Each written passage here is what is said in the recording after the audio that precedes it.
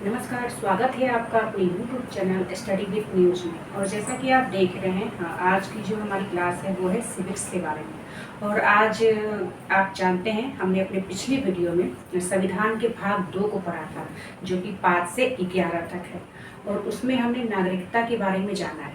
ठीक है, अगर आपने उससे नहीं देखा है तो प्लेलिस्ट में जाकर आप उसे जरूर देखिए। अब देखिए, नागरिकता लेने की कौन कौन सी विधियाँ हैं। ठीक है, नागरिकता लेने की कौन कौन सी विधियां है, आज हम उसे ही जानेंगे। तो देखिए, सबसे पहले जो नागरिकता है, मैंने आपको बताया कि एक सुविधा है, फैसिलिटी है, जो कि कहाँ से लिया गया है, इंग्लैंड से। ये जो इसका जो सबसे पहला जो अधिनियम है, देखिए अधिनियम क्या, देखिए नियम क्या होता है। तो नियम कह सकते हैं कि जो एकदम अच्छी तरह से जो बन जाता है, जिसे लागू किया जाता है बड़े तौर पर, उसे नियम कहा जाता है। अधिनियम जो होता है, मतलब पहले जिसे लागू किया जाता है वो अधिनियम होता है। फिर उस पर कह सकते हैं कि बड़े रूप में जब लागू किया जाता है, ठीक है, हमेशा के लिए कठोर नियम से, तो वो हो जाता है आपका नियम हो जाता है। ठीक है, तो इस नागरिकता में सबसे पहला जो अधिनियम आता है वो आता है 1955 में। लेकिन इसे कह सकते हैं कि लागू कब से किया गया, तो 1986 से। इसे ही हम डिटेल्स में जानेंगे। तो देखिए, नागरिकता लेने की जो विधियां है वो 5 है। कौन कौन सी?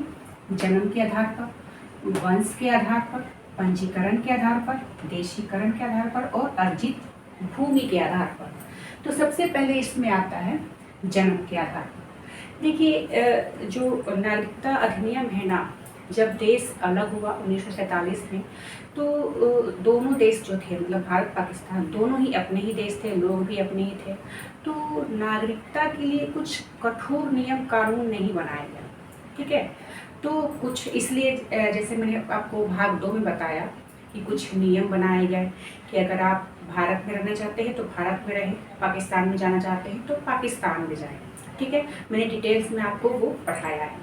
तो क्या हुआ कि 1955 में नियम तो बना दिया गया, आपको नागरिकता दी गई, लेकिन आगे चलकर इसमें काफ़ी दिक्कत होने लगा। तो इसमें फिर से 1955 में जाकर अधिनियम बना और इसे फिर से लागू किया गया 1986 में, क्योंकि कर सकते हैं कि इसका काफ़ी दुरुपयोग होने लगा था। ठीक है, क्योंकि स्टार्टिंग में इसके ऊपर ज़्यादा ध्यान नहीं दिया गया था, क्योंकि उसमें देश जो है वो आज़ाद हुआ था, बंटवारा हुआ था, तो ज़्यादा जो ध्यान था ना वो विकास पर किया गया था। तो सबसे पहला जो अधिनियम आया, मैंने कहा 1955 में, और 86 में से कर सकते हैं कि लागू किया गया जन्म के आधार पर। ये क्या अधिनियम था ना, कि किसी को भी दिया जाता था, अगर आप भारत में आपका जन्म होता है तो आपको भारत की नागरिकता दे दी गई। ठीक है, फिर लेकिन इसमें भी बहुत सारे दिक्कत हो गया। जैसे कि मान लीजिए कि कोई बाहर से घूमने आया भारत में, उसका मान लीजिए बच्चा होता है, तो उसे भारत की नागरिकता मिल जाती थी। ठीक है, कब? 1955 का ये अधिनियम बता रहा है। फिर मान लीजिए कोई इलाज करने आ रहा है ना, आप देखते होंगे बाहर से, विदेश से भी बहुत सारे लोग इंडिया में इलाज करने के लिए आते हैं, नेपाल वगैरह से। तो यहाँ पर उनका बच्चा होता है तो उन्हें भी नागरिकता दी जाती थी। तो इसमें काफ़ी दोषपूर्ण नियम था, तो इसमें सुधार किया गया 1986 में। क्या हुआ कि इसमें कहा गया कि माता या पिता, इन दोनों में से किसी एक को भारत की नागरिकता मिली हो तभी उसके बच्चे को यहाँ पर नागरिकता मिलेगी। तो ये जो पहला हुआ जन्म के आधार पर, इसमें सुधार किया गया 1986 में। ठीक है, अब किसी को भी नागरिकता नहीं दी गई। दूसरा आता है वंश के आधार पर। आपको जो हमको जो नागरिकता मिली है ना, वो वंश के आधार पर मिली है। कैसे?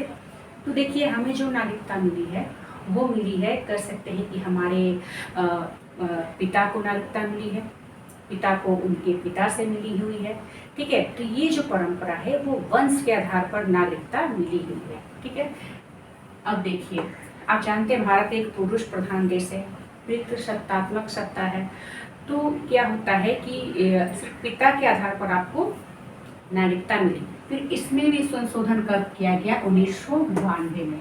इसमें कहा गया ना कि पिता के साथ साथ माता की अगर भारत की हो, भारत की नागरिकता उससे मिली है, तो उसके बच्चे को भी नागरिकता मिलेगी। मतलब पहले था सिर्फ पिता के आधार पर, 1992 में संशोधन किया गया और कहा गया कि पिता के साथ माता पिता दोनों को ही मिलेगा। ठीक है, तो देखिए क्या कितनी बार होता है कि माँ रहती है, मान लीजिए भारतीय, और वो अगर विदेश में शादी करती है, तो पिता तो उस बच्चे का विदेश का हो गया, तो क्या बच्चे को भारत की नागरिकता मिलेगी?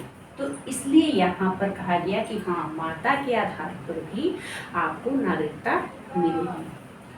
फिर आता है पंजीकरण, मतलब रजिस्ट्रेशन। यहाँ पर क्या हुआ कि पहले हमने पढ़ा था कि 6 महीना के लिए ये रहता था, लेकिन अब इसे 7 साल कर दिया गया कि आपको 7 साल भारत में रहना होगा। ठीक है, आपको यहाँ पर तब आपको नागरिकता मिलेगी। विवाह अगर आपने किया है तो आपको यहाँ का नागरिकता मिलेगी। इसी में है एनआरसी। ठीक है, इसे हम आगे पढ़ेंगे डिटेल्स में। अब हुआ देशीकरण, इसके अनुसार 10 साल आपको रहना है। अगर रजिस्ट्रेशन का बात करें तो 7 साल, देशीकरण का बात करें तो 10 साल। यहाँ पर आपको 10 साल रहना होगा। मतलब ये एक तरह से जो युद्ध के ये दोनों जो था ना, वो भारतीयों के लिए था जो यहाँ पर रहते आ रहे हैं। ये जो दोनों है ना, इससे मतलब है कि जो बाहर के हो, जो भारतीय निवासी ना हो, जिन्हें जो भारतीय नागरिकता नहीं मिली हुई है, उन्हें था। तो यहाँ पर क्या हुआ देशीकरण के अनुसार कि जिन्हें भारत की नागरिकता लेनी है, वो 10 साल भारत में निवास करेंगे, रहेंगे। उसमें उन्हें भारत की कोई एक भाषा का ज्ञान होना जरूरी है।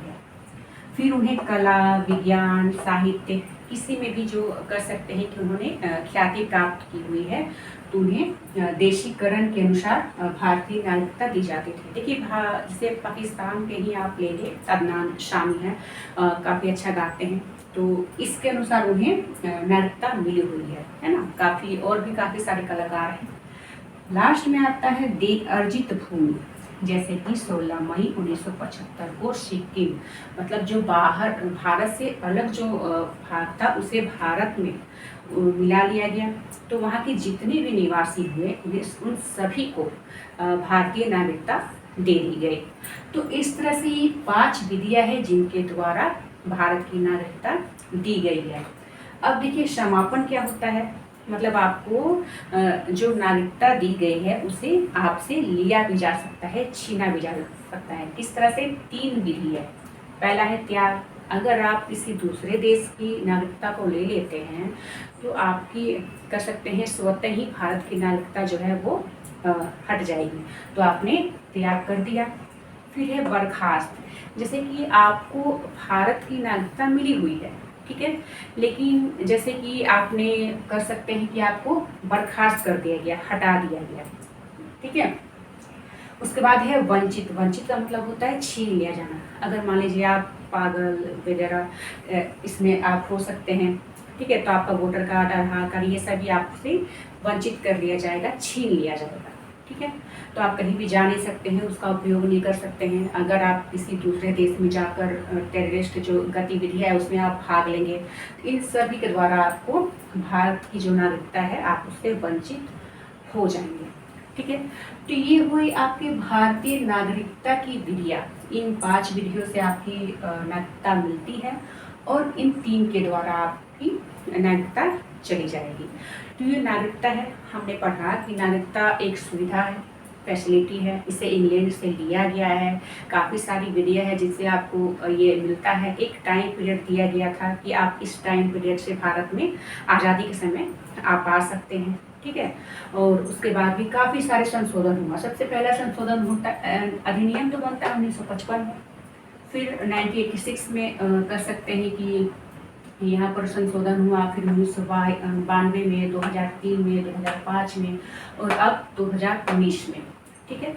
और आगे भी नागरिकता को लेकर काफ़ी सारे नियम कानून बनेंगे, बदलाव होंगे, ठीक है, लोगों को सुविधा दी जाएगी।